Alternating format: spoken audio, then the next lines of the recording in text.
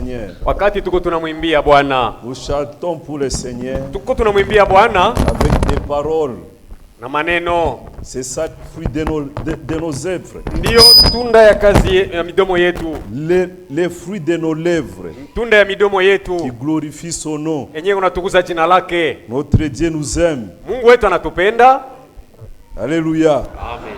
Quand vous chantez pour le Seigneur, wakati uko unamwimbia Bwana, l'onction que vous sentez en vous, ile upako uko unasikia ndani yako, cette joie-là, ile furaha que vous ne pouvez pas expliquer, ambayo huwezi kufasiria, c'est une partie du ciel que vous vivez sur la terre. Ni kusema ni sehemu ya mbingu uko unaishi ungali pa dunia. Alléluia. Amen. Ça, c'est une joie qu'on ne peut pas expliquer. Hii ni furaha ambayo haiwezi kufasiriwa. Il y a des choses meilleures qui nous attendent. Kuko vitu bizuri zaidi biko binatuongojea. Des choses qui ne sont jamais montées au cœur de l'homme. Bila bia fika hata pa moyo wa mwanadamu. Que l'oreille n'a jamais entendu. Ambayo sikio hasikiaka bado. Que l'œil n'a jamais vu cela. Bila licho haijaonaka bado. Des choses que le Seigneur vitu ambavyo Bwana réserve pour nous. Anatuchungia sisi. Alléluia. Amen. Des choses merveilleuses. Vitu bizuri zaidi. Kutakuya furaha moya. Il y aura une joie vraiment. Hapa tucheze. Ici on ne danse pas. Kule jo tutacheza. C'est là où nous danserions. Maringa kumbingu tuteipika. La danse nous la danserons au ciel. Uneriwazia kile ulikuya pa hii dunia. Vous voyez ce que vous étiez sur la terre. Ulikuya muntu wa ovyo sana. Vous étiez un vaurien. Muntu moya ukujulikane. Quelqu'un qui n'était même pas reconnu. Muntu moya ule bakwanzi hata kukonsidere. C'est lui qu'on considérait même pas. Hata mwenye mjamaa yako. Même dans ta famille. Mais unajiretrouver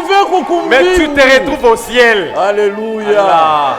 Itakuya ni furaha mkubwa. Ça sera une très grande joie. Tukaze mwendo. Efforçons-nous. Persévérons. Tudumu. Alléluia. Amen. Que Dieu vous bénisse. Kwa mibariki. Ni furaha sana vraiment. C'est vraiment une grande joie.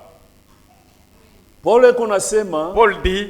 Ule muntu aliendaka kumbingu. C'est lui qui est allé au ciel. Paul parle de lui-même. Paulo anajisemea mwenyewe. Ule muntu balimoneshaka maneno moya. C'est lui avec à qui on avait dit. Ile hairuhusiwe kwa muntu hata moya kuiexpliquer pa hii dunia. Les paroles qui ne sont même pas permis à aucun homme de l'expliquer sur la terre. Maneno moya ya mzuri sana. Des très bonnes paroles. C'est pourquoi kama munaona leo. Voilà pourquoi si vous voyez aujourd'hui. Bantu wene mu présenter ma dessin. Les gens vous présentaient des dessins. Asema mu paradisi tutakuyaka hivi. Disant que c'est ce qu'on sera en paradis. Ni bintu bya bongo. C'est le mensonge. Alléluia. Oh oui. Ce sont des choses Bitu, que l'oreille n'a point entendu. Bila sikio haijasikiaka bado. Que l'œil n'a point vu. Na licho haijaonaka Et bado. qui ne sont jamais montés au cœur de l'homme. Na bijafikaka hata pamoja na mwanadamu. Des choses que Dieu réserve pour nous. Bile bitu Mungu ako anatuchungia. Que le nom de notre Dieu soit loué. Kumbe jina ya Mungu wetu isifiwe. Sans toutefois tarder, mes bien-aimés Bila frères, kukonda muda bandugu yangu wapendwa. on nous a signalé que nous n'avons pas beaucoup de temps. Balituambia kusema tuna na wakati ya mingi. Parce que il y aura la retransmission Juu tutaunganishwa de la prédication de notre bien-aimé Ewald Frank. kumahubiri ya ndugu yetu mpendwa Ewald Frank. Donc là, nous serons obligés de courir derrière le temps. Hapa tunapaswa kufukuzana na wakati sasa. Nous n'avons qu'une heure seulement. Tuko na saa moja tu. Apocalypse chapitre 5, Ufunuo sura ya 5 verset 1. mstari wa kwanza. Nous allons lire deux versets. Tutasoma mistari mbili. Vous allez vous asseoir. Nanyi mtaketi. Baba Mungu muumbaji wa mbingu na vyote, asubuhi ya leo Seigneur, tunapanusha ukubwa ya jina yako.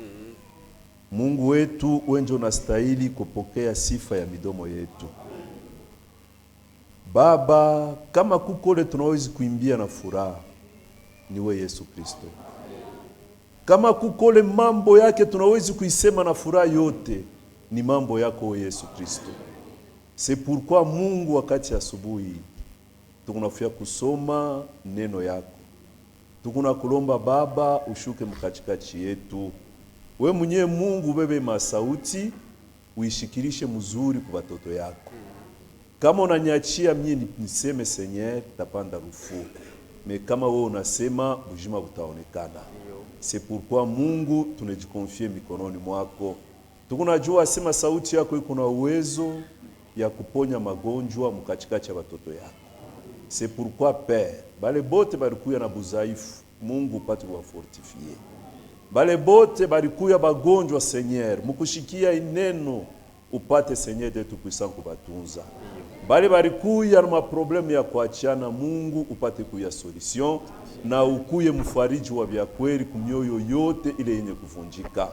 Asante Mungu wetu, tuneja tandre kwako na imani kusema hautetuacha, kwani tunalomba ni mujina la Bwana na mkombozi wetu Yesu Kristo. Amen. Amen. Apocalypse chapitre 5 verset 1 et 2. Sura 5 mstari wa kwanza na wa pili. Puis j'ai vu dans la main droite de celui qui était assis sur le trône un livre écrit en dedans et en dehors. Baada nikaona mkono ya kume yule alikuwa mwenye kuketi juu ya enzi, kitabu kimekuwa ndani na nje kenye kuchapwa mihuri 7. Et j'ai vu un ange puissant, na nikamwona malaika wa uwezo, qui criait d'une voix forte, alipaza sauti ya nguvu, qui est digne d'ouvrir les livres, ni nani anastahili kufungua kitabu et d'en rompre les sceaux. na kuvunja mihuri yake? Assez. Kaeni.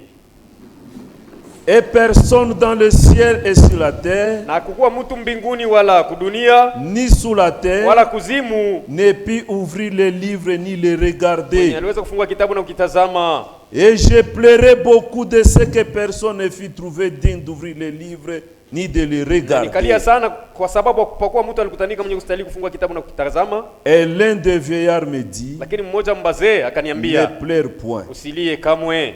Voici Angalia, les lions de la tribu de Juda, simba wa kabila ya Yuda, les rejetons de David, chipuko ya Daudi, a vaincu pour ouvrir les livres et ses 7 sceaux. aliwina jua kufungua kitabu na mihuri yake 7. Et je vis Na nikatazama au milieu du trône et des 4 êtres vivants, katikati ya enzi na bazee ine, et au milieu des 4 êtres vivants, katikati ya biumbe ine hai, et au milieu des na veillards, katikati ya bazee un agneau qui était là comme immolé. mwana kondoo alikuwa pale sawa mwenye kuchinjwa. Il avait 7 cornes et 7 yeux, Alikuwa na pembe 7 na macho 7, qui sont les 7 esprits de Dieu envoyés par toute la terre. yenye kwa maroho 7 ya Mungu aliyotumwa ulimwengu mzima. Il vint Akaja et il prit les livres de la main droite de celui qui était sur le na trône. kukichukua kitabu mkono wa kume mwenye alikuwa keti juu ya enzi. Quand il y prit les livres, Alipochukua kitabu, les 4 êtres vivants vile biumbe ine et hai les 24 veillards bazee 24 se prosternèrent devant l'agneau, wakasujudu mbele ya mwana kondoo.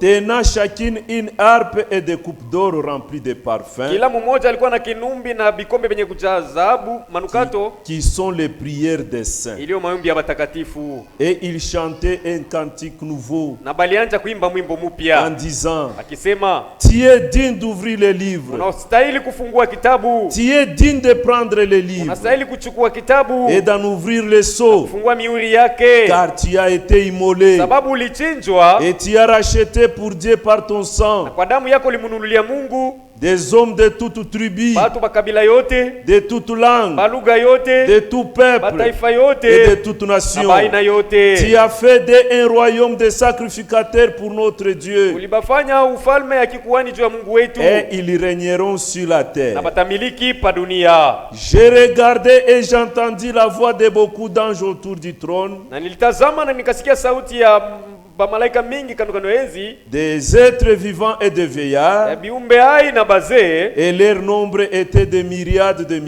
na hesabu yabo ilikuwa mingi sana, et des milliers de milliers. maelfu na maelfu. Ils disaient d'une voix forte, Walianza kusema na sauti ya nguvu, l'agneau qui a été immolé est digne de recevoir la puissance, ule mwana kondoo aliyechinja anastahili kupokea uwezo, la richesse, tajiri, la sagesse, hekima, la force, nguvu, l'honneur, kavumu, la gloire utukufu et la na louange. sifa. Et toutes les créatures qui sont dans le Na ciel, viumbe vyote vilikuwa mbinguni, sur la terre, kwa dunia, sous la terre, kuzimu, sur la mer, kwa bahari, et tous ceux qui s'y na trouvent, vyenye viko ndani, je les entendis qui disaient nalisikia kusema à celui qui est assis sur le trône mwenye uketi juu ya enzi, et à kwa l'agneau, mwana kondoo, soit la uwe louange, sifa, l'honneur, kavumu, la gloire utukufu et la na force nguvu au siècle des siècles. daima. Et les 4 êtres vivants Vile disaient viumbe ine hai bilikuwa nasema Amen. amin. et les 24 veillards se prosternèrent Bale bazaka sujudu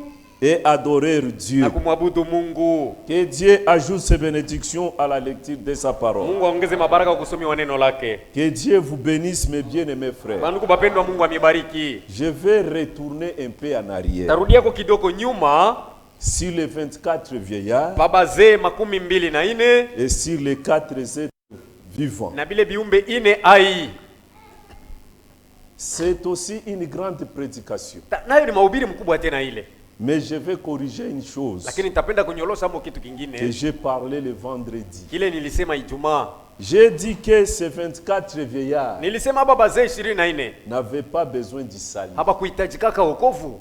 Ces 24 Hapa vieillards, bazee 24 ce sont des hommes comme nous. ni binadamu sawa sisi. Alléluia. Ndio. Ils sont aussi ici Ama nabo balitokea de la race humaine. kukizazi ya kibinadamu. Les 24 vieillards Hapa bazee 24 qui entourent le trône de bale Dieu. banazunguka enzi ya Mungu. Les 12 représentent les 12 tribus d'Israël Hapa 12 banatambulisha makabila 12 ya Israeli. et les 12 autres représentent les 12 apôtres. Na hapa 12 nabo wanatambulisha mitume 12. Alléluia. Amen. Et les 4 êtres vivants Na bile biumbe ine hai représentent les 4 évangélistes binaonyesha papashambari sont jema bale ine Matthieu. benye kwa Matayo. qui avaient la face du lion. Ule alikuwa na uso wa simba. Il y a aussi Marc Kuna kuwa Marko qui avait la face du veau. alikuwa na uso ya mwana ngombe. Luc Luka qui avait la face de l'homme. alikuwa na uso ya mwana mtu. Et Jean Na Yohana qui avait la forme de l'aile, alikuwa na uso ya tai. qui volait. Ule alikuwa anaruka. Alléluia. Amen. Et si vous regardez très Na bien, mkiangalia vous mzuri remarquerez que utaona kusema l'évangile de Jean injili ya Yohana est différent des 3 autres évangiles. inaachana na ima injili ya baba wote batatu. Les 3 autres évangélistes Aba baba injiliste ont batatu commencé à parler de la généalogie terrestre de Jésus-Christ. balianza kusemea yule kizazi kia chini kia Mais Yesu Kristo. Jean-Louis, Lakini Yohana il a ye remonté le temps alirudia jusqu'à mnyakati aller au mpaka commencement. kufika mwanzo. Et il a dit, Na au anasema commencement était la hapo parole. mwanzo palikuwa Et la neno. parole était avec Dieu. Neno ilikuwa na Mungu. Et la parole a été faite Na chair. neno Et ilifanyika mwili. cette parole était Na ile Dieu. neno ndio ilikuwa Mungu. Alléluia. Amen. Que Dieu vous bénisse. Mungu amibariki. Le vendredi, Ijumaa j'ai dit que nilisema kuwa ces 24 êtres vivants aba 20 bazee 24 et les 24 vieillards aba bazee 24 et les 4 êtres na vivants hivi viumbe ine hai n'avaient pas besoin du bo salut. hapa kuhitajika wokovu. Non. Hapana. Ils avaient aussi besoin du Na bo salut. balilazimishwa Ils sont wokovu. aussi ici de notre race. Sababu nabo walitokea mkizazi Mais ici, ils yetu. sont déjà au ciel. Hapa lakini basha Ils fika ont déjà mbinguni. bénéficié de la rédemption de notre Dieu. Basha faidika na ukombozi wa Mungu wetu. Même s'ils adoraient au ciel, Hata kama bakiabudu ils mbinguni. étaient aussi bénéficiaires Na bo de balifaidika l'œuvre salvatrice de notre Dieu. kazi ya wokovu ya Mungu wetu. Alléluia. Ndio. Je pense que là, je me fais un peu bien comprendre. Nazania kusema pale panangaziwa. Que Dieu vous bénisse. Mungu amibariki. Je sais qu'un jour, Nataka kusema siku nyingine notre berger mchungaji wetu sera conduit de ataongozwa bien exposer ces sujets. kufasiria vizuri itungo. Que Dieu vous bénisse abondamment. Mungu amibariki sana. Alléluia. Amen. Mes bien-aimés frères, Bandugu yangu wapendwa, nous sommes l'église du Dieu sie tuko vivant. kanisa ya Mungu aliye hai. Nous ne Ndio. pouvons pas laisser passer les erreurs. Hatuwezi kuacha makosa ipite katikati yetu. Ça, c'est le plus grand défaut des prédicateurs. Ile ni kosa kabisa nikalana na bahubiri. S'il a commis une erreur, Akisafanya kosa il ne vient pas se repentir. hawezi kurudia kwa Là, kuitengeneza. je me suis repenti devant vous. Hivi mimi nafanya kusema natubu mbele yenu natengeneza. Alléluia. Amen. Parce que je ne vais pas vous conduire dans l'erreur. Tusitake kumiongoza mu makosa. Ce que j'ai dit me sera redemandé un jour. Hiki niko nasema siku nyingine bataniuliza hakyo. Que Dieu vous bénisse. Mungu amibariki. Nous sommes l'église du Dieu Tuko vivant. kanisa ya Mungu aliye hai. Et dans l'église du Dieu Na vivant, ndani ya kanisa ya Mungu aliye on n'y hai. entre pas par adhésion. Abinga yake mkujiunga tu. Non. Hapana. Il n'y a pas un registre dans lequel on écrit nos noms ici. Hamuna mabuku mule beko banaandika majina yetu Dans hapa. l'église du Dieu vivant, Ndani ya kanisa ya Mungu on aliye y hai. entre par naissance. Ni kuingia mu kupitia Si vous kuzaliwa. êtes ici, Kama uko c'est hapa, parce que Dieu vous avait vu avant la ni fondation tu du Mungu monde. alikuonaka kabla ya misingi ya dunia Que vous iumbwe. croirez ce Kusema message. utaminiaka ujumbe Ce n'est hili. pas par la prédication de qui que ce Sio kupitia soit. mahubiri ya mtu yeyote. Non, Hapana. c'est parce qu'en vous il y avait une profondeur Sababu ndani yako mlikuwa qui devait upana. répondre à cette autre Ile profondeur. ipasa kujibiaka kupana ingine. Alléluia. Ndio. Un jour, siku ingine, mes bien-aimés frères, Bandugu bapendwa, ce que nous écoutons, hivi tuko nasikia c'est la vérité. ni kweli. Même si les gens du monde Hata kama ba n'ont ulimwengu pas encore compris ce que nous écoutons, bado hawajaelewa kile tuko nasikia, peut-être parce qu'ils nous évitent seulement. pengine ni sababu bana tuzarau Un tu. jour, Siku ingine si quelqu'un vient se mettre ici, mtu akia ikala hapa il tu, comprendra qu'ici on prêche la parole de ni pala Dieu. atafumbula kusema hapa peko na ubiriwa neno ya Mungu ya Je me kweli. souviens, Nakumbuka j'avais un ami à moi. nilikuwa na rafiki yangu moja, Il était de Jitel. alikuwa wa kujitel, Il priait chez les Jitel. alikuwa naomba bajitel. On était très proches. Tulikuwa marafiki karibu Quand kabisa. je lui parlais du message, Wakati nilikuwa namuambia il ujumbe, ne voulait pas m'écouter. hakuanza kupenda kunisikia. Alléluia. Un jour, Siku ingine mon frère là est allé vivre à Kapolo Mission. ndugu yangu yule anaenda kuishi kwa Polo Mission. C'était en 2002, je pense. Ilikuwa ni mwaka 2002 Et na j'avais Zania. pris la décision Na nilibambaka mpango d'aller lui rendre visite. wa kwenda kumtembelea kwa Polo Mission. Je suis arrivé à Kapolo. Nafika kwa Polo kule, Il m'a bien reçu. ananipokea mzuri kabisa. J'étais arrivé un certain lundi. Nilifikaka siku ya kwanza ya yenga, Lundi, kazi moja, mardi, kazi mbili, kazi mercredi, tatu. vers 10 heures, Saa tatu il m'a dit, ananiambia, mon ami, rafiki, allons un peu dans notre église. twende kwanza mkanisa yetu. Dans votre église? Mkanisa yenu? Il a dit oui. Anasema ndiyo. Là, il avait changé d'église. Pale alikuwa shabadilisha makanisa, Il était devenu un musantu. alikuwa msantu sasa. Alléluia. Amen. Dans votre église? Mkanisa yenu? Il a dit oui. Anasema ndiyo. Je ne sais pas ce qui m'avait pris. Sijui kile kilinibambaka, J'ai accepté. mimi namkubalia. Nous sommes allés là-bas. Tunaenda kukanisa yabo. Je suis entré dans leur église. Mimi naingia mkanisa yabo ndani. J'ai commencé à observer ce qui se faisait Mimi là-bas. naanza kuchunguza bile biko binafanikana Ce mule. sont des choses Ni bitu que vous ne trouvez nulle part dans la Bible. ambavyo mu Biblia Des choses habinamo. incohérentes avec la parole de Dieu. Bitu abiambatana hata na neno ya Mungu. J'étais là-bas calme. Nilikuwa pale kimya. Alléluia. Amen. Nous sommes sortis. Tunatoka Vers 15 heures. saa kenda, Moi aussi, je lui ai dit, na mimi nilimwambia mon ami, rafiki yangu, allons aussi dans mon église. twende sasa na mimi kukanisa yetu. Il a accepté. Na yeye anakubali Pour me faire juu plaisir. ya kunifurahisha Parce que tu. moi, j'ai accepté son Mimi invitation. nilitika mwaliko yake, Il a aussi accepté mon na yeye invitation. anitika yangu Nous mwaliko. sommes allés dans l'église Tunaenda à mkanisa Kapolo Mission. Kapolo Et Mission. ce jour-là, Na ile siku c'était le frère Mbouya Ngombe Timothée ilikuwa ni ndugu Mbuya Ngombe qui Timothée prêchait. alikuwa anahubiri. Lorsque le frère prêchait, Wakati ndugu anaanza kuhubiri, mon ami là était assis à côté de moi. ule rafiki alikuwa sekala pembeni yangu Vous hivi. savez, ici nous avons un ordre. Mnajua hapa peko utaratibu, Nous ne parlons pas dans l'église. atusemake mkanisa. Lui ne sachant pas notre Ye ordre, mwenye kukosa kujua et la taratibu joie de yetu, ce qu'il entendait, na furaha ya bila alianza il a kusikia, commencé à me demander, anaanza kuniuliza, mon cher, rafiki, Dieu bien vu est-ce que vous me écoutez? Alléluia. Amen. Mimi nasema ndio. Alléluia. Amen. Mina monesha pole pole. Je lui ai dit calmement. C'est ce que nous écoutons ici. Frère ula kukukuye na muna kubambia. Le frère, il n'y avait pas On moyen de le n'a pas retenir. fait l'appel à l'autel. Abakuita hata Le frère kumasabau. lui-même a dit, Yeye mwenyewe anasema on va me baptiser. utanibatiza leo. Alléluia. Amen. Nous sommes allés les baptiser Nienda à kumubatiza 19h. na saa 2 ya Et ce usiku. matin, quand je vous Na parle, hii asubuhi wakati tunasema na notre mwenyewe. bien-aimé Ule frère, tuko il tumpendwa. est parmi nous. Eko katikati yetu hapa. C'est le frère Damien. Ni ndugu Frère, Damien. si tu es parmi nous, tu peux te lever un Ndugu peu. Damien, kama uko katikati unaweza kusimama hapo. Le frère Damien est là. Ndugu Damien. Le frère Damien est là. Yeye ule kumkongo kule. Alléluia. Que Dieu bénisse mon frère. Mungu akubariki ndugu yangu. Que Dieu vous bénisse. Mungu amebariki. Parfois, Mara nyingine les gens qui passent à wale watu l'extérieur, wanapita lwabo nje, en voyant ces bâtiments, mkuona tu majengo ils hii. pensent que ces bâtiments Wanazania tu kama hii est majengo comme un bâtiment méthodiste. iko sawa majengo ya C'est kimetodista. comme un bâtiment catholique. Iko sawa majengo ya C'est kikatolika. comme un bâtiment d'une certaine dénomination. Sawa majengo ya Mais kizehebu quand vous yoyote. entrez ici, Sasa ukisubutu kuingia c'est que ndani, vous allez écouter ile ici. utasikia humu ndani, Frère, banduku, écoutez ce que frère Branham dit. usikie kile ndugu Branham yuko anasema. Les autres bâtiments là, Ile majengo ingine ce ile sont des clubs ni maklabu tu dans bibanda. lesquels les gens adhèrent Mule batu beko banaenda pour kujiandikisha qu'ils tu. puissent un jour s'entraider. Kusudi siku ingine bapate Je vous kusaidiana. lis dans la prédication, Na misomea mahubiri, Dieu se cache Mungu yuko anajificha et se révèle dans la na simplicité. kujifunula mu unyenyekevu. Paragraphe 190. Aya yake 190. Écoutez, Sikie.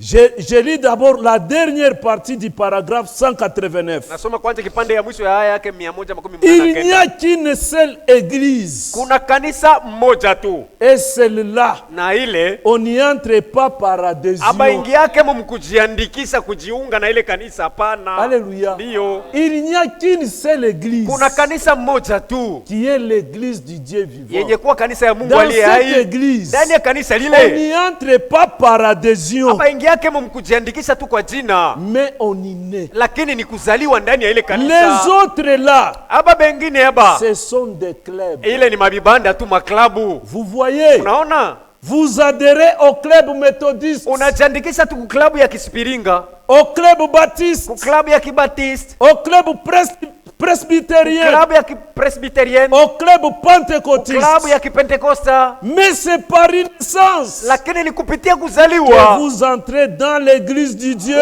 Unaingia mkanisa ya Mungu. Alléluia. Ndio. Que Dieu vous bénisse. Mungu amibariki. Mes bien-aimés frères, ndugu bapendwa, ici hapa on n'acceptera pas l'erreur. Hatutaichikaka makosa tena. Jamais. Kamwe. Que Dieu vous bénisse. Mungu amibariki. Nous parlons sur le titre de propriété incontestable. Tunasemea juu ya kibali ya haki, kile mtu hawezi kubisha. Le titre de propriété incontestable. Kibali ya haki ya kitu kile mtu hawezi kubisha.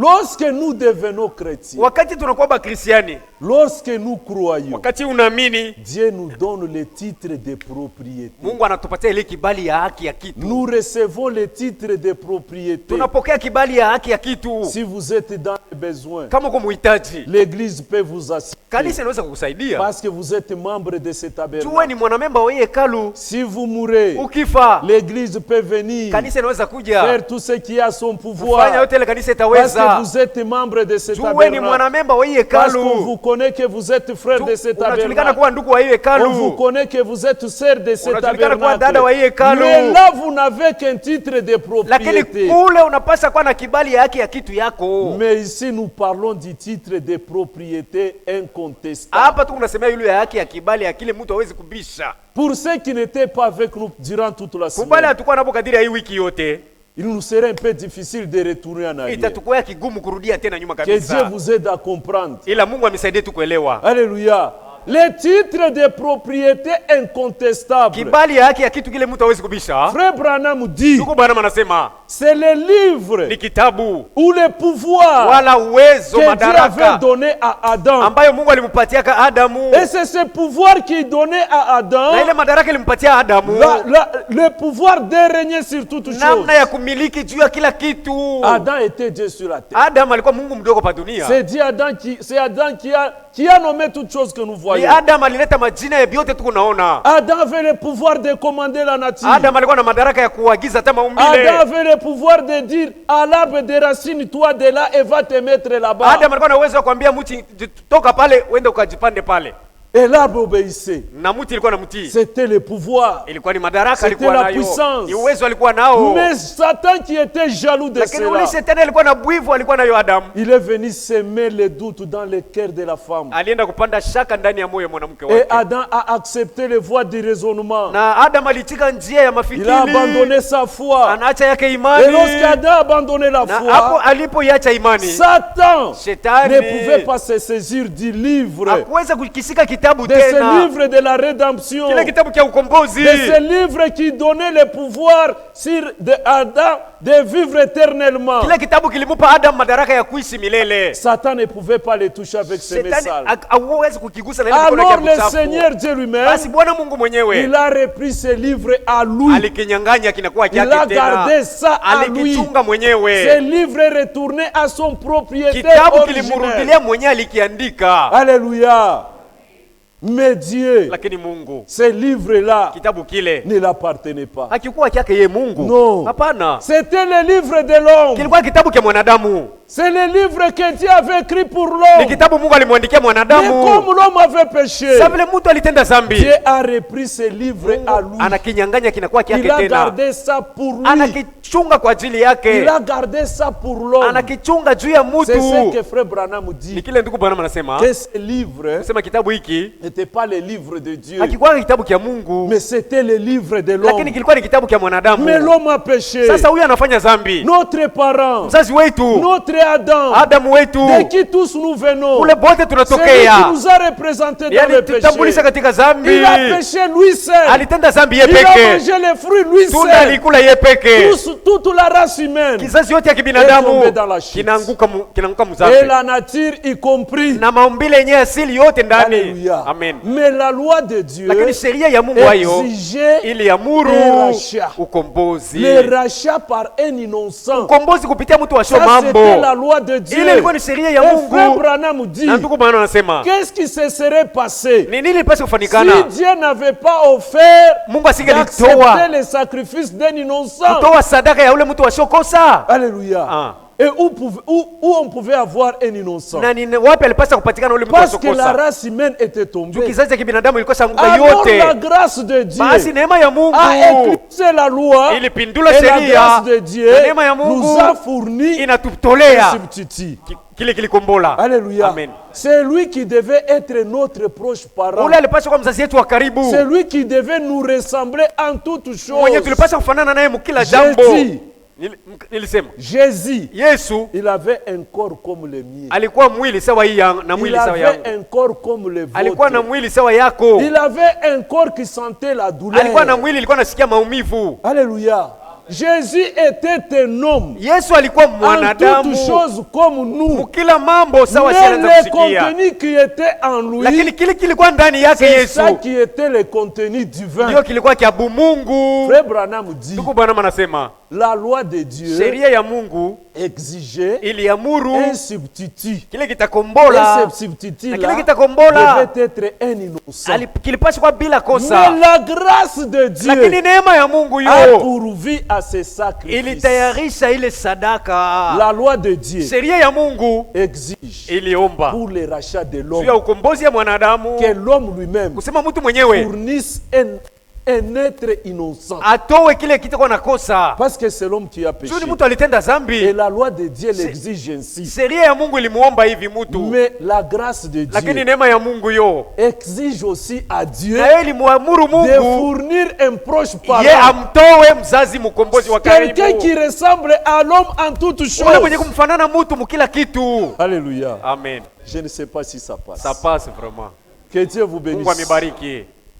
Frère Branham dit, Ndugu Bwana anasema lorsque Adam a péché, wakati Adamu alitenda zambi, le Seigneur Dieu Bwana Mungu a pris ses livres. alibeba kile kitabu Il a gardé ça. Et anakichunga, lorsqu'il était sur le trône, na wakati alikuwa il avait paenzi ses livres dans sa main alikuwa na droite. kile kitabu mkono wake wa kuume, Et dans ces livres, na ndani ya kile il kitabu y avait des noms mulikuwa majina de ceux qui étaient rachetés. ya bale balikombolewa. Ces noms-là se trouvaient dans ces Ile livres. majina ilikuwa ndani ya kile kitabu. Maintenant, Dieu gardait encore ces livres Sasa avec lui. Mungu alikuwa anakichunga kile kitabu Mais ces naye. livres n'appartenaient pas à Sasa Dieu. kile kitabu kiwa kilikuwa kia C'est un Mungu, livre de l'homme. kilikuwa ni kitabu kia C'est le mwanadamu, livre d'Adam. ni kitabu kia Adamu. Alors Dieu Sasa a pourvu Mungu d'un sacrifice. alitayarisha Il a sadaka, pourvu d'un parent rédempteur. alitayarisha mzazi Mais lorsque mkombozi. Dieu a vu Wakati Mungu que le aliona temps de restaurer l'homme était venu, wakati ya kumrudisha mtu il ilifika, voulait retourner ce livre à l'homme. alitaka kumrudisha mtu kile kitabu. Alors un ange puissant, Sasa malaika mwe wa il a uwezo crié d'une voix alipaza forte, sauti ya nguvu, qui est digne anasema ni nani anastahili d'ouvrir ce livre kufungua hiki et kitabu de rompre ses na sceaux. kuvunja mihuri La yake. Bible nous témoigne Biblia inatushuhudia que personne kusema akukuwa mtu dans le ciel, wala on kumbingu, a regardé hapa aliangalia dans le ciel, mumbingu, personne n'était dit. hamna ule alistahili. Sur la terre, Anashuka pa dunia, personne hapana ule n'était dit. alistahili. Sous la terre, Kuzimu, personne. hakuna ule alistahili. Alléluia. Amen. Alors Jean, Sasa Yohana qui voyait ces scènes, ule alianza kuona ile il a mafanikio, commencé à pleurer. anaanza Il a kulia, pleuré. Et analia, l'un des vieillards lui lakini dit, mmoja mbazee anaenda kumwambia ne pleure point, usilie tena, car voici sasa angalia le lion de la tribu de huyu Juda, simba wa kabila ya Yuda, le rejeton de David, chipuko ya Daudi, a vaincu. Il aliwina.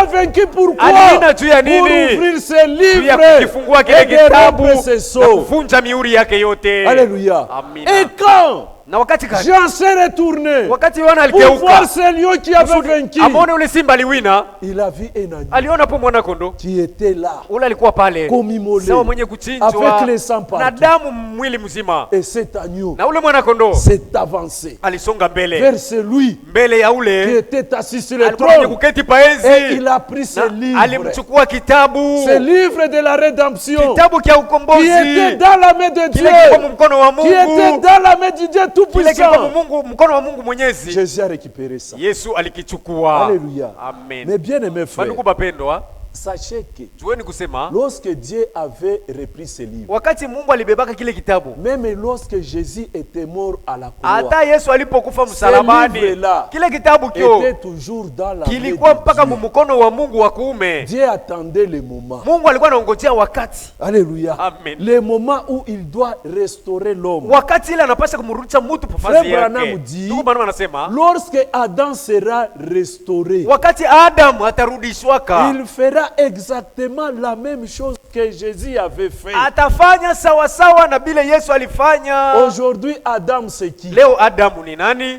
Aujourd'hui, Adam, Leo Adamu c'est nous qui sommes la race d'Adam. ni sebe yenye kwa kizazi Lorsque yake ya nous sommes Adamu. restaurés, Wakati toutes les tunarudishwa, promesses contenues dans ce livre de la malako yote yenye kwa rédemption ndani ya kitabu cha sont ukombozi notre promesse. inakuwa yetu, Cela nous appartient. inakuwa ya kwetu. Nous devons avoir la puissance sur toutes choses. Tunapaswa kutawala Parce kila que nous avons kitu, déjà les titres de propriété sababu incontestables. tunaweza kupata kibali ya Les haki kile mtu titres hawezi de kubisha. propriété incontestables. Kibali ya haki kile mtu hawezi kubisha C'est quelque chose ni kitu ambacho qu'on ne peut pas attaquer, hakuna mtu anaweza kukigombanisha tena, ni en justice. wala kumahakama. Alléluia. Ndio Le petit papier, ile ukurasa le kidogo, petit bout de papier que vous avez, ile ukurasa kidogo tu ya uko nayo écrit taxe parcellaire. banaandika kibali ya mpango. Cela est votre titre de propriété Yo. incontestable Kibali ya haki ya mpango yako qui kile vous mtu hawezi donne droit kubisha, à votre maison. kinakuruhusu ukuwe na ile nyumba yako. Alléluia. Yo. Les titres de propriété incontestables. Kibali ya haki ya kitu kile mtu hawezi Si kubisha. tu as ça, Kama uko nakyo même kibali, un président de la hata République rais wa ne jamhuri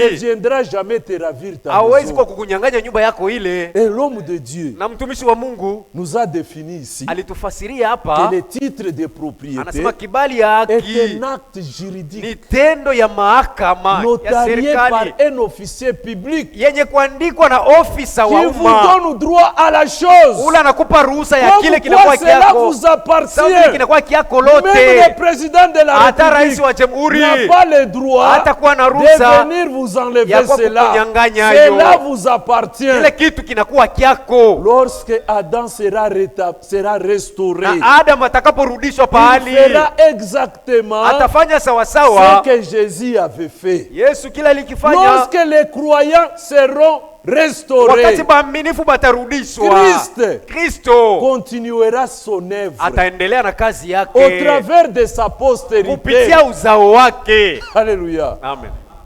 Qui sont de la postérité de Ni banani benye Jésus? kuwa muuzao wa Yesu Kristo? Il n'y a personne. Hakuna Que mmoja. Dieu vous bénisse. Mungu amebariki. Nous sommes de la postérité de Ni sisi benye Jésus. kwamba muuzao wa Yesu Kristo. Écoutez ce que la parole de Dieu dit Msikie kile neno la Mungu anatuambia dans Ésaïe. mkitabu ya Isaya. Ésaïe chapitre 53. Isaya 53:53. Là, il nous reste 25 minutes. Hapa kuna tubakiria dakika 25. Ésaïe 53. Isaya 53. La Bible dit ceci. Biblia inatuambia ifuatayo. Verset 10. Mstari wa 10. Il a pris à l'Éternel de le briser par la souffrance. Ilimpendeza Mungu amuumize kupitia mateso, Après avoir livré sa vie en sacrifice pour les péchés, baada ya kutoa uzima yake kwa sadaka kwa ajili ya dhambi yetu, il verra une postérité atauonaka uzao et prolongera ses jours. na masiku yake itaendelea. Les jours de Jésus-Christ aujourd'hui Masiku ya Yesu Kristo leo se prolongent iko à inaendelea. partir d'où? Kuanzia wapi? À partir de sa postérité. Kuanzia kuzao wake.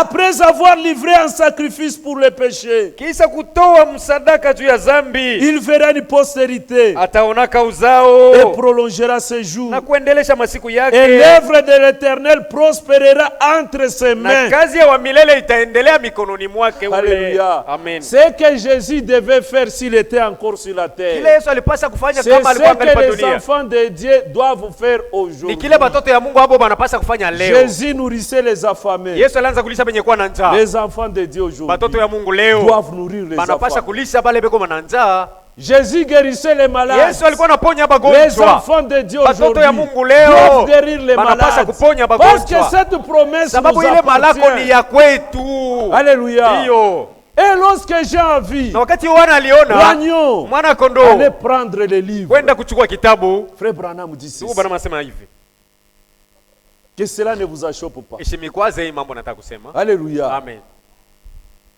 Avez-vous déjà entendu une église là où on crie quand on écoute la parole de Dieu? Mshasikia kwa kanisa mule beko nalalamika wakati mnasikia sauti ya Mungu. Uniquement ici. Ni paka humu. Où l'on crie. Ni humu tuko tunalalamika. On crie pourquoi? Ni juu ya nini tuko Parce que nalalamika? tunebishikiaka Puisque butamu. nous sentons ça bon. Alléluia. Amen. Dans les autres églises, Muma kanisa ingine c'est un silence lugubre. ni kimya ya makaburi. C'est comme si on était à la morgue. Iko sawa vile beko kumochwari, C'est comme si on était dans les sawa vile cimetières. beko makaburi. C'est ce que Frère Branham dit. Sasa sikia kile ndugu Branham iko nasema. Dans la prédication La Brèche, Mahubiri inaitwa Mulango. paragraphe 301. Aya yake 301. Wakati mwana kondoo alikichukua kitabu, Il n'est pas resté avec ses livres au ciel. mwana kondoo akubakia na kile kitabu mbinguni, Il est venu avec ses livres sur la terre. alishuka na yake hapa dunia. Et il l'a donné à qui? Na alimupa yake nani? Alléluia. Amen. C'est Ni merveilleux. ya mashangao hii. La Brèche, Mulango. paragraphe 301. Aya yake 301. Écoutez, Msikie. les prophètes disent ceci. Nabii anasema hivi.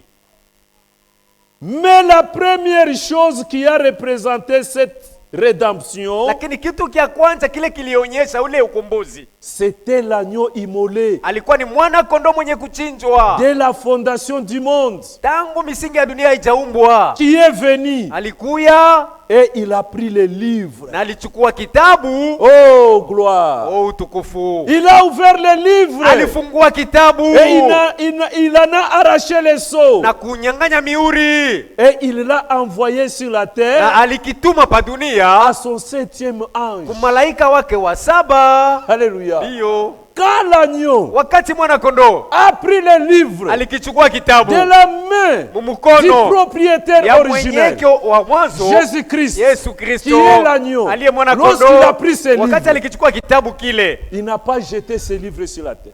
akukitupa tu pa Il dunia ne l'a hivi, pas donné à Paul. wala kumpatia kio Paulo. Il n'a pas donné ses livres à moi. Kila kitabu akunipa kio mimi, Il est venu avec ses alikuwa livres. na kile Il kitabu l'a donné anampatia à son kio 7e ange malaika wake wa qui était 7 sur la terre. ule alikuwa angali pa dunia. Que Dieu vous bénisse. Mungu amibariki.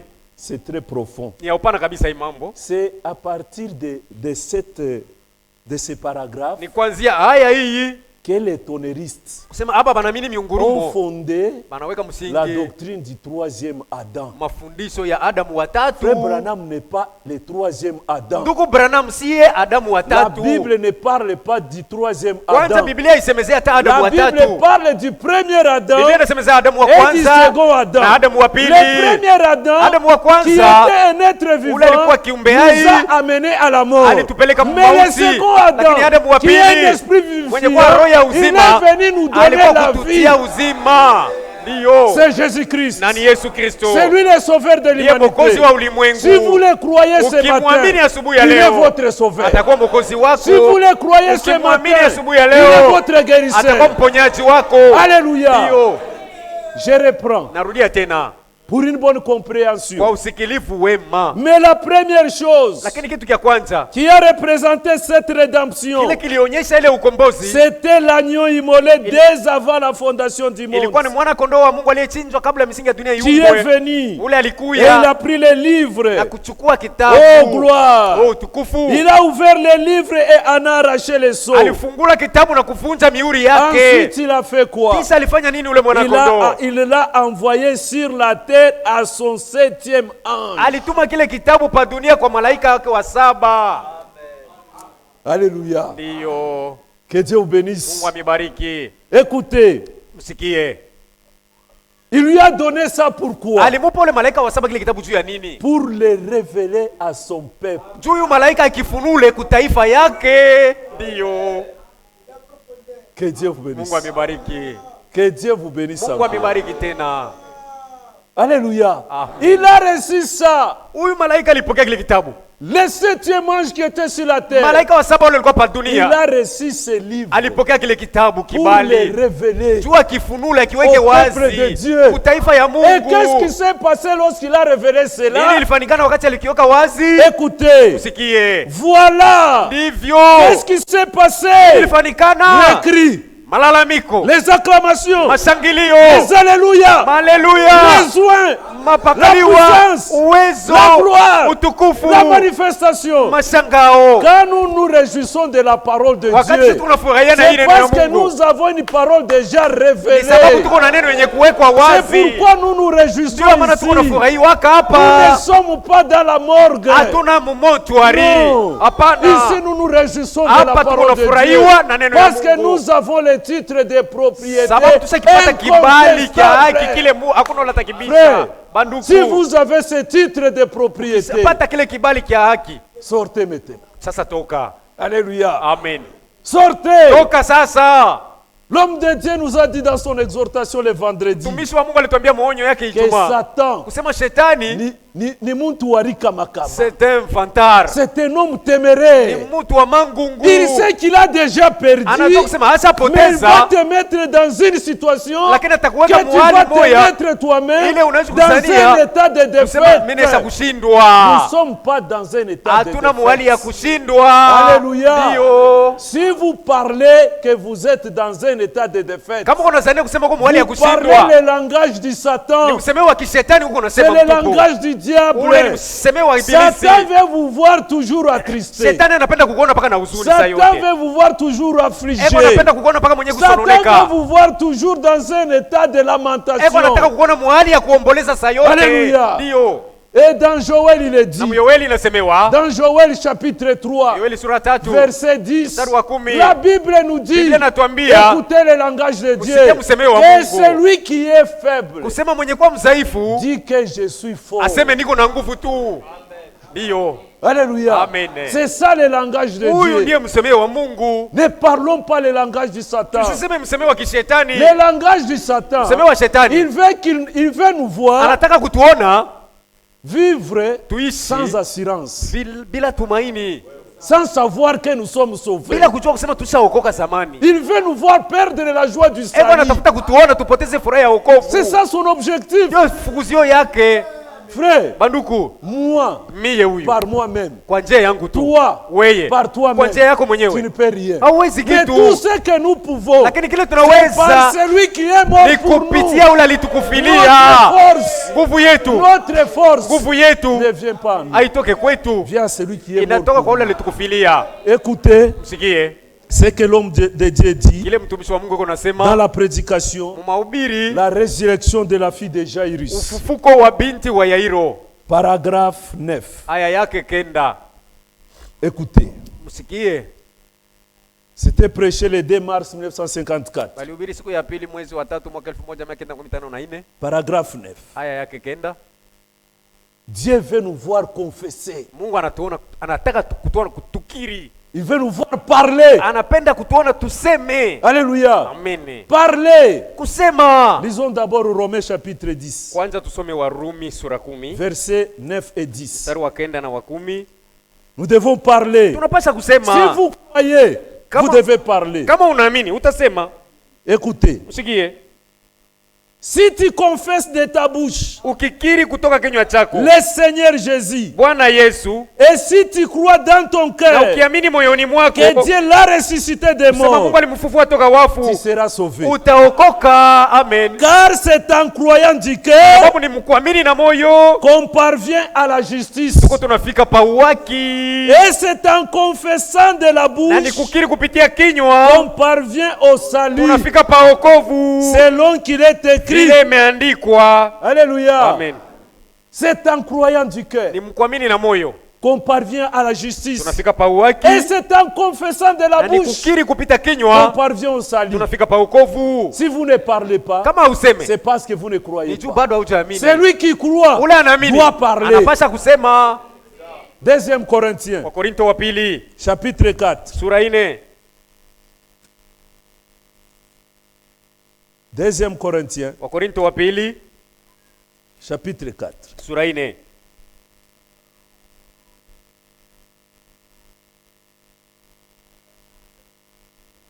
La parole de Dieu nous dit ceci. Neno la Mungu natuambia hivi, Verset 13. sura 13.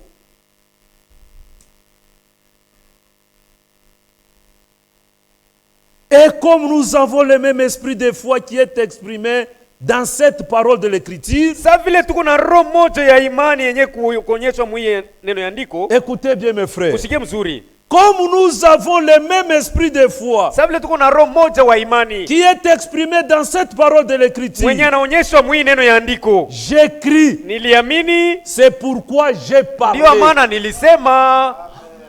Alléluia. Si tu ne parles pas, Kama wewe usemi c'est parce que tu ne crois pas. ni sababu haujaamini. Si tu ne pries pas, Kama c'est uombi parce que tu ne crois ni pas. sababu hauamini. C'est lui qui croit. Ule anaamini Doit parler. anapaswa kusema. Tu dois parler Unapaswa kusema parce que tu crois. tu unaamini. Alléluia. Amen. Écoutez ce que l'homme de Dieu dit. Msikie kile mtumishi wa Mungu anasema. La résurrection de la fille de Jairus. Mahubiri inaitwa ufufuko wa binti wa Yairo. Paragraphe 9. Aya yake kenda. Maintenant, Sasa dans sa présence. uwepo wake. Dans Hébreux chapitre 3 verset 1, Waebrania 3 mstari wa kwanza il est dit, panasema il est le souverain sacrificateur de notre profession. yeye ni mkuhani mkubwa wa kukiri kwetu. Professer et confesser, Kukiri na kutubu c'est la même chose. ni kitu kimoya. Alléluia. Amen. Ça, c'est le prophète qui dit. Huyu ni nabii kuna tufasiria Professer quelque chose kukiri kitu moja ou confesser quelque wala chose kusema mambo ya kitu moja signifie dire la même chose. inamaanisha namna moya moya. Si Dieu a dit, Kama ye Mungu alisema, c'est par ces maîtrisures que nous avons été ni guéris. kupitia yake bilonda she tulitunzwa. Alors moi je dis, Kumbe mimi nasema c'est par ces ni maîtrisures kupitia bilonda yake que je suis guéri. mimi shatunzwa. Alléluia. Amena. Celui qui croit, Ule anaamini il prendra ce verset. atabeba hii andiko, Il le met ça pour lui seul. anajipatia hiyo inakuwa yake ye peke. Ça m'étonne parfois. Iko nishangaisha mara Quelqu'un nyingine, qui va à l'hôpital, ule mtu anaenda le hospitali, médecin lui dit, daktari anamwambia nous ne trouvons aucune maladie en toi. ndani yako hamuna magonjwa hata mmoja. Mais l'homme est troublé. Sasa huyu mtu anavurukwa. Non. Hapana. Pourquoi vous pouvez dire ça? Sio ni daktari unaweza kusema Il vile. veut que le docteur voit des maladies en lui. Anataka daktari Mais aone le magonjwa ndani docteur, le yake. docteur a dit que tu n'es pas Daktari malade. anasema hauna Il faut mgonjwa. croire. Unapaswa kuamini Tu tu. acceptes, c'est fini. Unaitika Mais si kunaisha. je peux croire à ce que Sasa, le docteur a kama dit, mimi naweza kuamini kubile daktari qu'en alisema. est-il de ce qui est sorti de la bouche de Dieu? Itakuwa mara ngapi na kile kilitoka mkinywa ya Mungu? Si Dieu a dit, Kama Mungu c'est alisema, par ces ni meurtrissures kupitia que vous yake êtes bilonda guéris. mwe mshatunzwa. Moi je crois c'est. Unaisha, mimi naaminia kunaisha. Alléluia. Ndio. Nous parlons, Tuko nasema c'est parce que nous croyons. ni juu tunaamini. Et nous croyons. Na tunaamini Et ce que nous croyons, kile nous tunaamini. le confessons aussi. Tuko tunakisema tena kukinywa. Que Dieu vous bénisse. Mungu amibariki.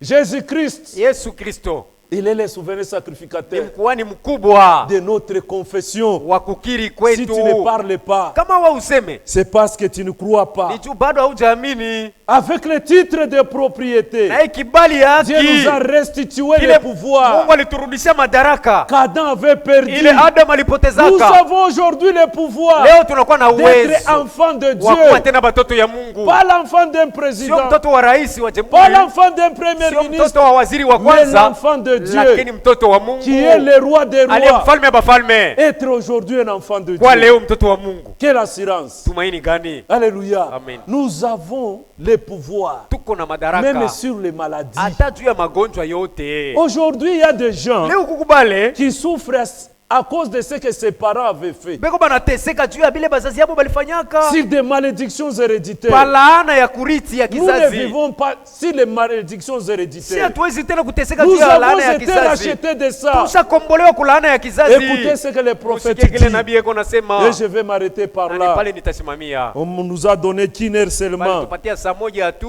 Écoutez, Usikie.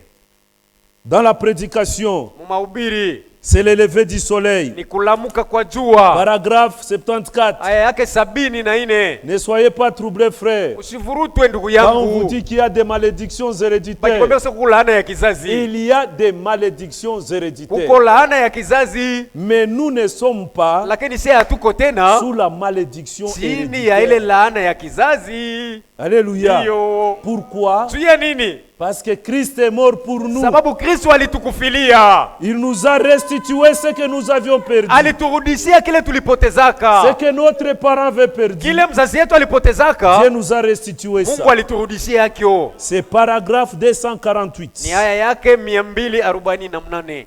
Alléluia. Amin. Écoutez. Sikie.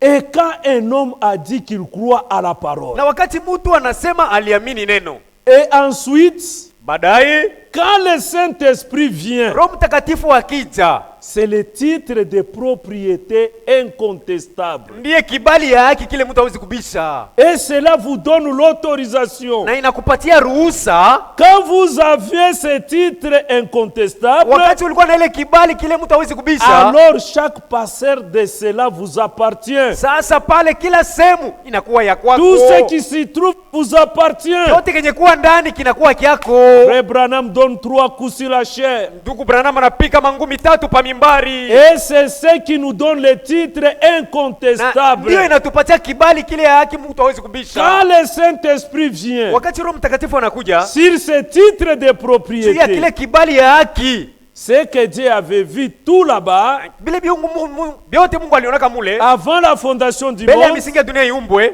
et dont il avait inscrit les noms dans le livre de na vie, penye aliandikaka majina mkitabu ya uzima. mais nous étions nés d'un homme Na tulizaliwaka kwa mtu lakini et d'une femme, na kwa mwanamke, et assujettis au na péché, penye kutishwa kuzambi, et coupable de na péché. tunastahili hukumu ya zambi. Mais quand j'y écris, Lakini wakati nilifikiri, j'ai reçu le titre de propriété. wakati niliamini, nilipokea ile kibali Mais ya quand le haki. Saint-Esprit est Sasa venu, Roho Mtakatifu aliposhuka, c'était le titre incontestable. ilikuwa sasa kibali kile mtu hawezi kubisha Comme tena. quoi, Sawa nini? tout ce qui me portait préjudice, Vyote vile vilikuwa nanisumbua tena. que ce soit ma mère qui l'avait fait. Iwe mama yangu alifanya kile makosa, Alléluia. Amen. Tout ce qui me portait préjudice, vyote vilikuwa nanisumbua. que ce soit ma mère qui l'avait Iwe mama fait, yangu alifanyaka makosa, que ce soit mon père qui l'avait iwe baba fait, yangu alifanyaka makosa, ma grande-mère qui l'avait fait. iwe nkambo yangu alifanyaka makosa. Alléluia. Ah, Tout ce qui me portait vyote préjudice, vilikuwa nanihangaisha. si cela vient de l'hérédité, Kama vinatoka lorsque kukizazi, je reçois le titre de nikisapokea propriété kibali ya haki kile incontestable, mtu hawezi c'est kubisha, là s'arrête. ile bubaya bote munasimama. Alléluia. Hiyo Même si c'est ma mère qui l'avait hata kama fait, ni mama yangu mzazi alifanyaka ile même si makosa, c'est mon père qui hata kama l'avait ni baba péché, alifanyaka makosa, cela ne sera pas retenu contre ile moi. haitakuwa tena makosa yake juu yangu. Pourquoi? Juu ya nini? Parce que j'ai reçu le titre de Sababu propriété nisapokea kibali ya haki kile mtu incontestable. hawezi kukatala tena. Alléluia. Ndiyo. Écoutez paragraphe 249. Sikia haya yake 249. C'est comme les petits enfants épileptiques pour lesquels j'ai prié il y a quelques instants. Iko sawa ule mtoto wa kifafa niliombea inapita wakati mwa fulani. Ça lui avait été transmis par les grands-parents. Ile magonjwa balimwambukizaka yo kubababu.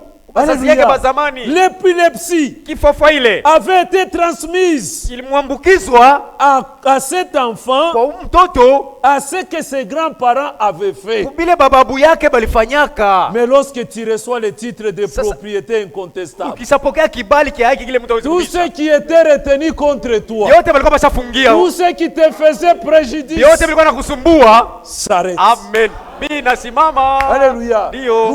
Nous ne sommes pas sous la malédiction de Hatuna nos tena parents. chini ya laana ya bazazi yetu. Que Dieu vous bénisse. Mungu amibariki. Écoutez ce que le prophète dit. Usikie kile nabii yako nasema Dans la prédication, mahubiri, une délivrance totale. ufungulivu yenye kueneana. Paragraphe 74. Aya yake 74. Les péchés de l'enfance. Zambi ya butoto.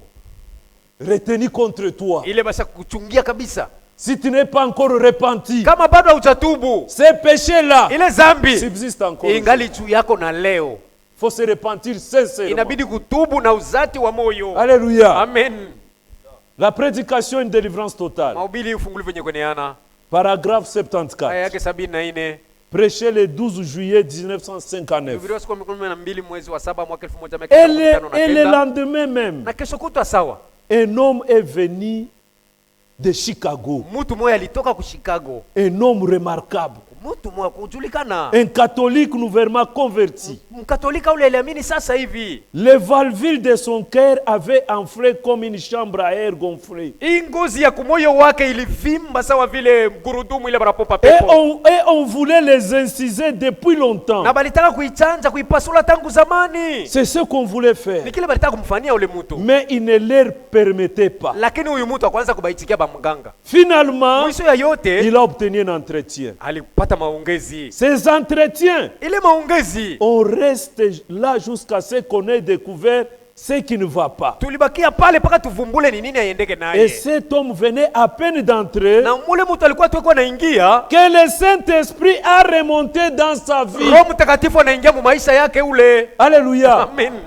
Et cet homme Na huyu mtu venait à peine d'entrer alikuwa naingia tu, que le Saint-Esprit Roho Mtakatifu est remonté dans sa vie. anaenda kuingia mu maisha yake. Il en a ressorti quelque chose Roho qu'il avait Mtakatifu. fait quand il était enfant. Roho Mtakatifu anatosha kile ule mtu alifanyaka wakati alikuwa Quand il mdogo. était enfant de cœur à l'église catholique. Wakati alikuwa mtoto wa kanisa Katolika. J'ai dit cela Niliyosema vile, et l'homme a dit na huyu yeye c'est anasema la vérité. hii unasema ni kweli. C'est la pure Ni vérité. kweli safi Il kabisa. a dit, Anasema, voulez-vous me dire je unataka que kuniambia c'était retenu contre moi? kusema ile kosa ilikuwa juu yangu na leo? Alléluia. Ndio. Écoutez ce que frère Branham Sikia a kile dit. ndugu Branham alimjibu. J'ai dit, Nilisema c'est la seule ombre que je vois dans votre vie. ndio uvuli tu moya mimi naona yako maisha. Mais lorsque frère Branham a prié pour Sasa lui, wakati ndugu Branham et alimuombea que cet homme s'est repenti, na huyu mtu anatubu, écoutez ce que le prophète dit. usikie kile nabii anasema. Il est reparti Alienda et il a dit au na médecin, anamwambia daktari, très bien, sawa, préparez tout maintenant, tengeneza sasa biote, nous allons avoir l'opération. tutanipitisha kwa operation. Le médecin a dit, Daktari anasema nous allons vérifier de nouveau. kwanza ifo tukupime. Alléluia. Amen. Nous allons vérifier de nouveau ce vieux cœur. Kwanza nafai tupime hii moyo wako wa zamani huyu. Et quand il a examiné, Na wakati daktari alipima, il a dit, anasema vous n'avez pas besoin de cette opération. hauhitaji tena operation hii. Est-ce que l'église comprend? Je kanisa iko nasikia hii mambo. Alléluia. Amen. Que Dieu vous bénisse. Mungu amibariki. Nous sommes obligés d'arrêter Tunapaswa kusimamisha hapa. parce qu'on courait derrière le temps. Tunaanza kufukuzana na Vous muda. avez le titre de propriété. Usapata kibali ya haki yako. N'ayez pas peur. Usiogope tena. Lorsque vous vous levez, Ukilamuka c'est tu, Satan qui aura peur de vous. ni shetani ataanza kukuogopa sasa. Alléluia. Ndio. Satan vous profite Shetani iko nakonea. c'est parce qu'il sait que Anajua kusema vous ne connaissez pas vos droits. wewe ujue haki yako. Vous avez déjà reçu le titre de propriété Kibali ya haki utakipokea. incontestable. Kile mtu hawezi Mais comme kukatala. il est téméraire, Sabile ni wa mangu. il vient vous dire Anakuwa que vous kukongoza n'êtes pas encore kusema chrétien. bado haujakuwa mkristiani. Alléluia. Amen. Que vous n'êtes pas encore chrétien. Kusema bado haujakuwa Dans la mkristiani. prédication, Mu mahubiri montrez-nous le Père. utuambie Frère baba. Branham dit, Ndugu Branham quand anasema vous venez ici, wakati unakuja vous hapa venez témoigner que vous êtes chrétien. huko unakuwa kushuhudia kusema uko Vous témoignez mkristiani. que Christ est mort pour Na vous. kushuhudia kusema Kristo Vous témoignez alikufilia. que Christ est votre Unashuhudia sauveur. Kristo ni Mais une mwokozi fois wako. que vous serez dehors, Wakati wote utakuwa vos nje. amis critiqueurs viendront Wale marafiki yako et basi ils yake vous batakuwa diront na que kukuambia. nous ne voyons aucun changement en vous. Mu maisha yako Mais hatuna vous, mabadiliko lakini dites wewe simplement ubambie tu que moi je suis chrétien. Mimi niko mkristiani Même si vous ne voyez pas hata de kama changement, muone mabadiliko, moi je suis mimi ni chrétien. mkristiani. Que Dieu vous Bwana bénisse. Mungu amibariki.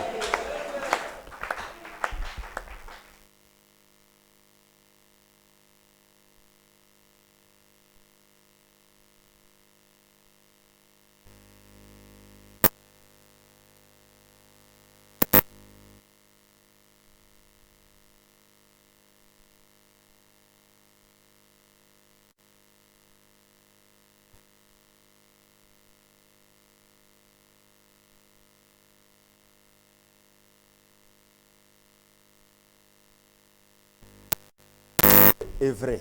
Mungu ni wa vya kweli. Sa parole est vraie. Neno lake ni ya vya kweli.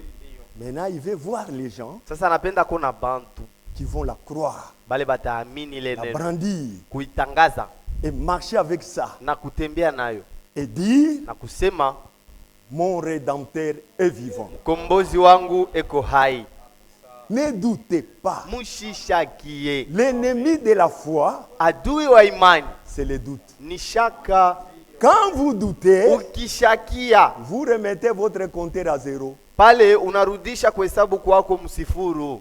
Et c'est ce que Satan a toujours fait. Njo kile shetani anafanyaka kila mara, Vous faire douter de ce que Dieu a dit. kushakia kukile Mungu anakuonesha. Et lorsque vous doutez, Ukishakia tu il vous prend le tout. kunaisha, anakunyang'anya vyote. Frère Branham nous dit ceci. Ndugu Branham anasema hivi, Nous avons toutes les bénédictions de la rédemption. tuko na mabaraka yote ya ukombozi. Quand Christ nous a rachetés, Wakati Kristo alitukomboa, il y a des bénédictions derrière. kuko mabaraka nyuma ya ile Ce qu'on ukombozi. vient de nous parler ici. Hii banatoka Ne mkututangazia doutez hapa. de rien. Mushishakie kitu hata Si dans kimoya. Marc on dit, Kama ndani ya Marko wanasema, voici les miracles qui accompagneront ceux qui auront crié. tazameni miujiza ile tasindikiza bale bataamini. On n'a pas dit à ceux qui doutent, Abaseme kubale batashakia, à ceux qui ne croient pas. kubale abastamini. Non. Hapana. Ceci est adressé aux croyants. Beko naambia ni bale bataamini, baminifu. Voici les miracles qui accompagneront ceux qui auront crié. Tazameni sasa miujiza ile tasindikiza bale bataamini. À mon nom, Ndani ya jina langu ils mimi chasseront les démons. batafukuza mademona. C'est ça la bénédiction de la rédemption. Jo mabaraka ya ukombozi. Alléluia. Amen.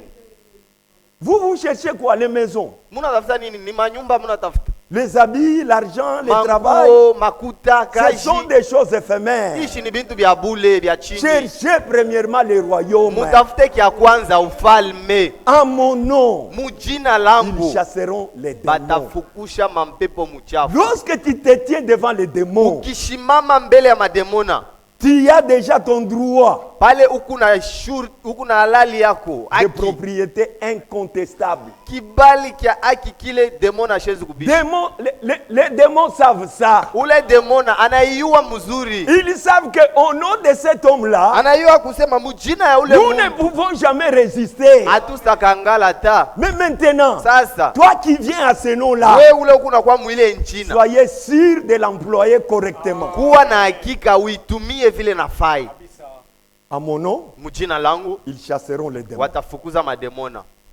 La parole de Dieu, Neno la Mungu on nous avait dit dans la prière, bali tusemea maombi c'est oui ni ndio et amen. na amina. Oui, ça veut dire Ndio inamaanisha nini? la chose qui est positive, Kintu kile kinakuya kizuri kya kuichika, kia kufanyikana, kya kufanikana, akitakotola. ça ne va pas faillir. C'est ça, oui. Njo ndio. Amen veut dire, Amina ni Njo kusema vile. c'est ça, il en est ainsi. La parole de Dieu, Neno la Mungu c'est oui et amen. ni ndio na amina. Si tu as Déjà. seulement le oui, Kama ukuna ndio sans l'amen, bila amina, cela ne s'accomplirait pas. haistafanyika ile neno.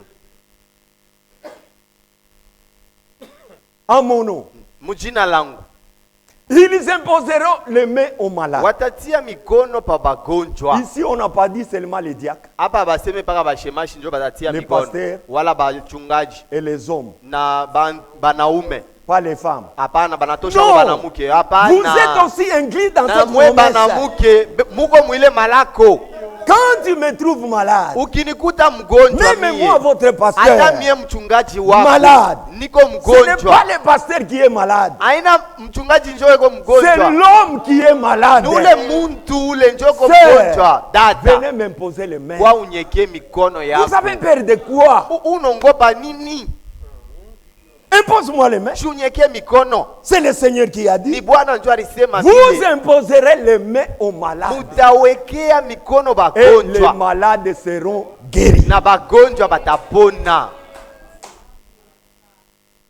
À mon nom. mujina langu. Même s'ils boivent Hata kama un banakunywa breuvage mortel, sumu ya kuua, ça ne leur fera aucun mal. aisa bafanya kintu hata kimoya kibaya. C'est le Seigneur qui le Ni dit. Bwana njoo Et nasema. vous voulez croire quoi? Munapenda kuamini Tu tena crois à vitu gani? l'enlèvement? Unaaminia Sans croire kunyakuliwa d'abord ça. bila mbe kuaminia hivi. Ça doit ya être chini. une expérience avant l'enlèvement. Hii mbele unapasha ni kufanya onjo mbele unyakuliwe.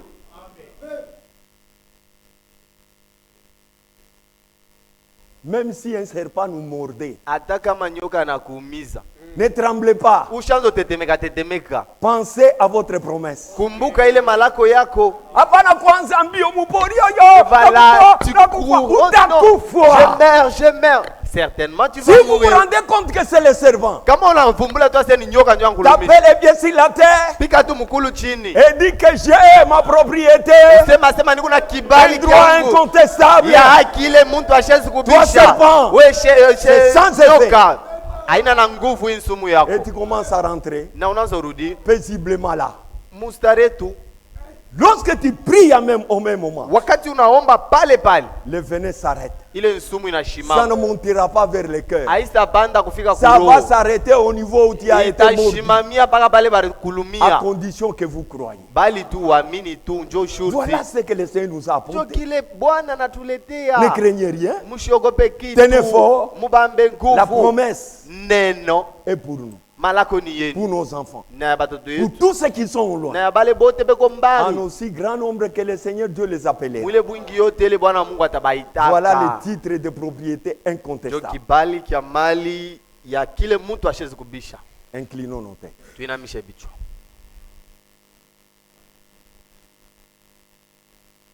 La victoire est dans le sang. Alléluia. Dans le sang de Jésus-Christ, mon sauveur. La victoire est dans le sang. Alléluia. À Jésus la gloire, à lui l'honneur. Jésus gloire, Gloire, puissance à l'agneau. oh gloire, gloire, gloire à lui l'honneur, à lui l'honneur. La victoire est dans le sang.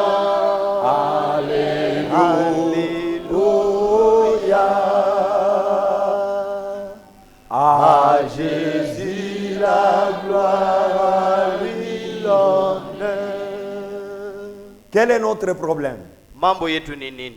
C'est parce qu'on ne se reconnaît pas. Ni njuu hatujifahamu. Si vous vous reconnaissez Kama unijijua vizuri ce que vous êtes kile uko par rapport au droit que le Seigneur vous a donné, fatana na malali ile Mungu anakupatia, tu ne craindras rien sur la terre, hautaogopa kitu hata kimoja hapa hii dunia, sauf le péché. bali tu dhambi. Les maladies Magonjwa sont vaincues.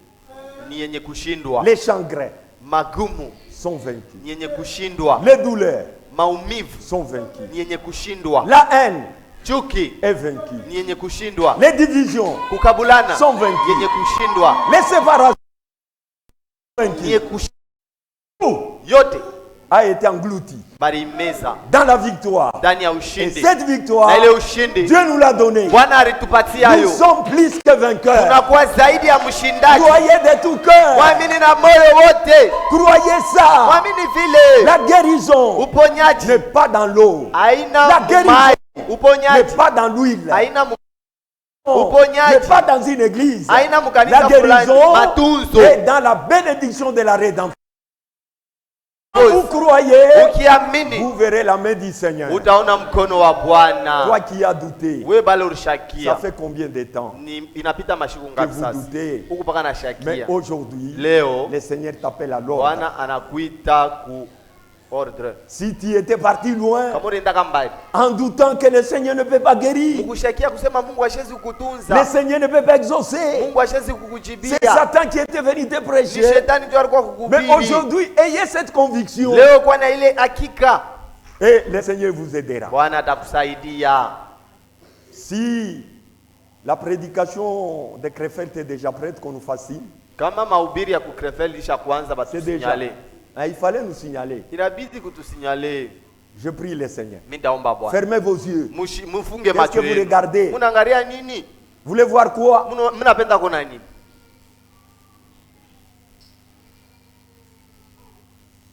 Père Céleste, Baba wa kumbingu, nous te disons merci. tunakupigia asante Après avoir écouté cette parole puissante kisha kushikia hii neno ya uwezo qui serve à nous redonner encore l'espoir, ile tupatia tena à matumaini, nous fortifier, kutupatia tena nguvu, avoir de l'assurance juu tukue na que hakika réellement, ya kusema tu vya as acquis kweli, pour nous les choses profondes utulinunulia bintu vya upana et que nous sommes en possession na tunashika d'une chose incontestable bintu bile abezi kubisha, que nous devons brandir ile tunaweza tangaza au diable qui ne cesse de nous tourmenter. kwa shetani ula shache kutuzuru. Donnez-nous ce courage Utupatie ile et hodari cette foi na ile de imani dire que ya kusema aujourd'hui, leo je suis un enfant de Dieu niko mtoto wa Mungu et j'ai ma na propriété niko na kibali kyangu et personne ne peut contester cela. ya haki, ile mtu ashezi kubisha, Et par cela, nous avons droit de réclamer tout ce qui nous appartient. na ile tuko na shurti ya kulomba yote ile inakuwa Même yetu. la mort nous appartient. Hata lufu ni yetu. Merci Seigneur. Asante Bwana, Donnez-nous la foi. utupatie imani. Bénis chaque âme ici présent. Bariki kila nafsi yote Bénis hapa. ton serviteur qui est Bariki utilisé. mtumishi wako ule unatumikisha. Accorde-lui encore Umpatie tena une connaissance approfondie ufahamu ya pour les upana bienfaits de cette église. juu ya vizuri vya hii kanisa. Nous voulons encore écouter la parole de ton serviteur Tunapenda tushikie neno ya mtumishi pour wako notre édification. juu ya majengo yetu. Donnez-nous une bonne disposition Utupatie disposition au nom du nzuri. Saint Jésus-Christ. Jina Yesu Kristo. Amen. Amen. Qu'on projette. Banaweza kutia. Aujourd'hui, on va essayer d'interpréter pour ceux qui n'écoutent pas le français.